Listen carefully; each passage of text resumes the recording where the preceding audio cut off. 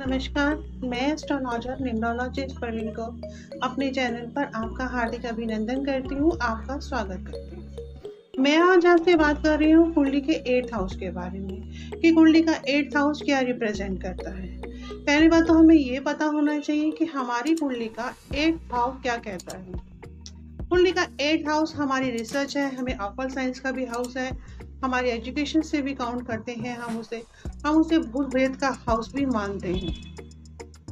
वहाँ पे हमारा सीक्रेट लव अफेयर भी देखा जाता है, वहाँ से हमारी सेक्सुअल डिजायर भी देखी जाती है, ट्रांसफॉर्मेशन से भी है, चेंजिंग से भी है, और हमारी इंश्योरेंस वाइफ का धन भी है, और हमारी ज्वेलरी, जैम, रिसर्च, ये सब हम 8th हाउस से देखते हैं।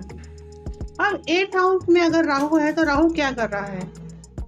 8th हाउस जैसे मैंने कि बोला कि भूत प्रेत का है, तो आप कई बार ऐसे देखेंगे कि जिनके 8th हाउस में है वो कहीं ना कहीं थोड़े बहुत डिस्टर्ब हैं, या उन पे ऐसे लोगों पे तांत्रिक विद्या का कार्य बहुत जल्दी से इफेक्ट करता है। अगर इन पे कोई भूत प्रेत या देखने को मिलता है कि इनको हमेशा अपने साथ एक साया फील होता है। वो साया कैसा भी हो सकता है, चाहे वो भूत प्रेत भी हो सकता है इनके साथ, क्योंकि मैंने बोला है कि ऐसे लोगों पर जादू टोने का और तंत्र विद्या का असर बहुत जल्दी देखने के लिए मिलता है। वो हमारी ऑकल्ट साइंस से भी काउंट होता है, हो सकता है, क्योंकि हमारे वहां पर हमने क्या कहा है कि वहां से हमारी डीप नॉलेज भी पता चलती है।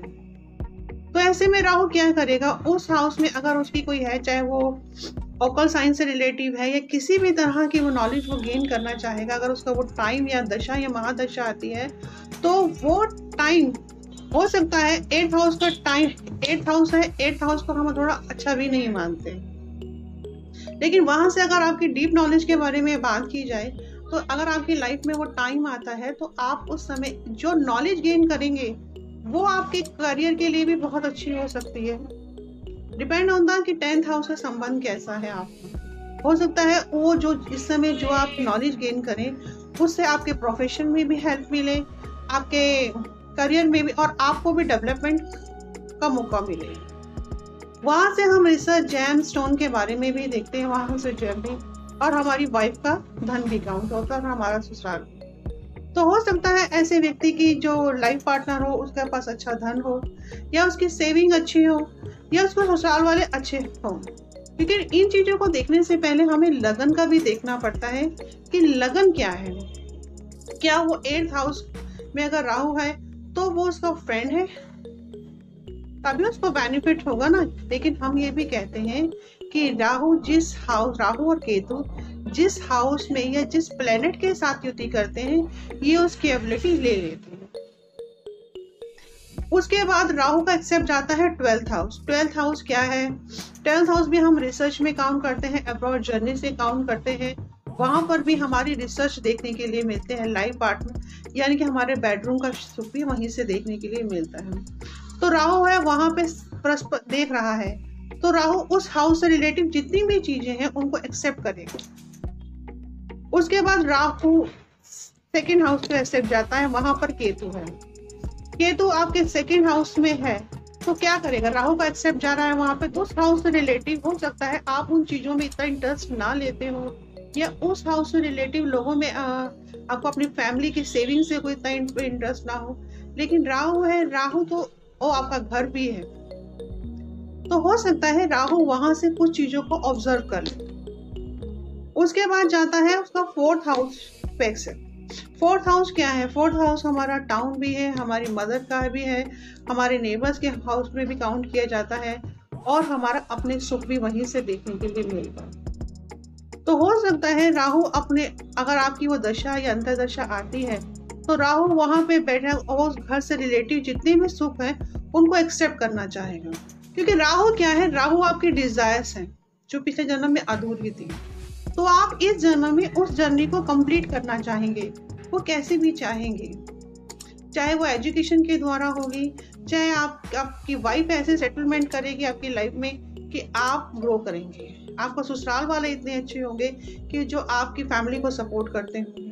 लेकिन हम कई बार अष्टम का राहु लोग बोलते हैं अच्छा नहीं होता, ये बात मैं मानती हूँ कि कई बार 8th हाउस का राहु अच्छा नहीं है, लेकिन अगर आप कुछ बैड चीजों को इग्नोर करके आप कुछ पॉजिटिव चीजों को देखें तो बहुत ही अच्छा काम भी होता है।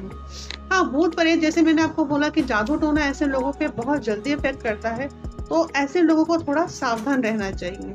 वो लव अफेयर का मैंने बोला है कि वहां पे हम आपका डीप रोमांस भी देखते हैं। तो हो सकता है ऐसे व्यक्ति की अगर कोई दशा या अंतर्दशा आती है तो उसके लाइफ में वो टाइम अगर वहां पे शुक्र भी है तो हो सकता है ऐसा। अब राहु और अगर शुक्र का कॉम्बिनेशन वहां पर होता है तो ऐसे व्यक्ति को अगर किसी से प्रेम भी होगा तो वो किसी अच्छी लेडीज के साथ नहीं, ऐसे लोगों को हमेशा गलत लेडी है अट्रैक्ट करती है। अब गलत वो किसी भी वे में हो सकती हैं, यानी कि आप जैसे कई बार ओवर स्मार्टनेस लेडीज के अंदर होती है।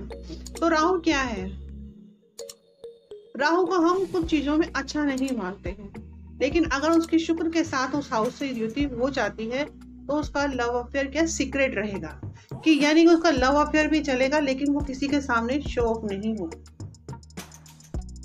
ऐसा नहीं है कि नहीं होगा या थोड़ा टाइम, नहीं, वो लॉन्ग टाइम तक चलेगा और उसका वो किसी के सामने शो ऑफ नहीं करेगा कि मैं इस व्यक्ति से लव अफेयर करता, तो normally is dealing right.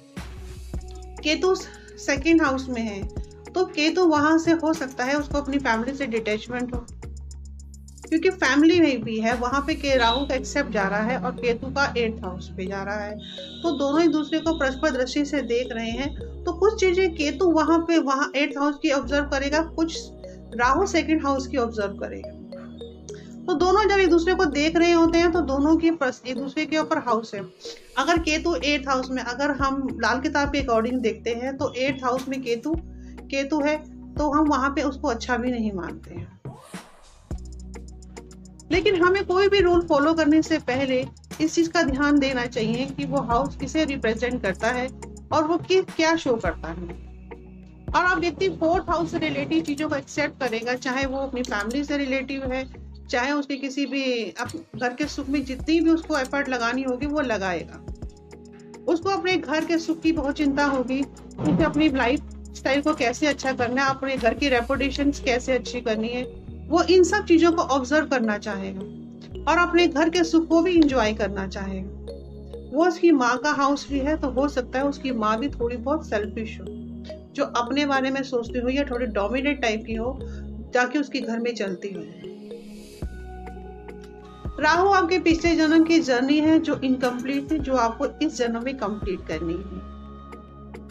Rahu आपकी डिजायर्स है, आप उस हाउस से रिलेटिव जितनी भी चीजें हैं अपने लोहा मनवा के रहते हैं, चाहे वो एजुकेशन के द्वारा है, आपकी नॉलेज बहुत अच्छी होगी, चाहे वो ओकल साइंस में। ऐसे व्यक्ति तांत्रिक विद्या में भी जाते हैं।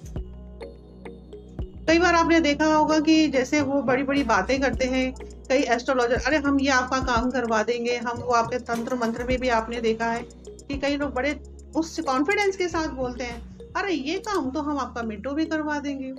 तो कई बार वो नहीं बोल रहे होते, उनका कहीं ना कहीं 8th हाउस से कनेक्शन है राहु का, तभी वो इतनी बड़ी बड़ी बातें बोलती है। तो हमारा मामूली सा काम है, हम बड़ी दिन से इस काम को कर देंगे, चाहे आपका वो लव अफेयर है।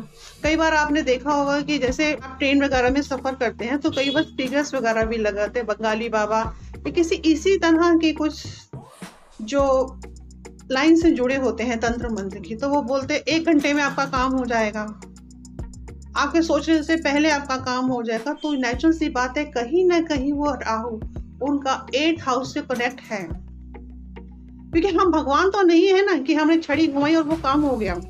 लेकिन जिनका 8th हाउस में राहु होता है ऐसे लोग बहुत ही स्मार्ट होते हैं और वो इस तरह के काम करने में बिलीव भी करते हैं। उनका तंत्र मंत्र की विद्या में भी बहुत ज्यादा इंटरेस्ट होता है। 8th हाउस का राहु 8th हाउस से रिलेटेड जेम स्टोन हो, वाइफ का पैसा हो, ससुराल हो, इन सब में इंटरेस्ट लेना चाहेगा। घर का सुख हो, अब्रॉड जर्नी हो, उसको उस हाउस से रिलेटिव अपने आप को स्टेबिलिटी चाहिए। नमस्कार, मैं अपनी वाणी को यही विराम देती हूँ। जय माता।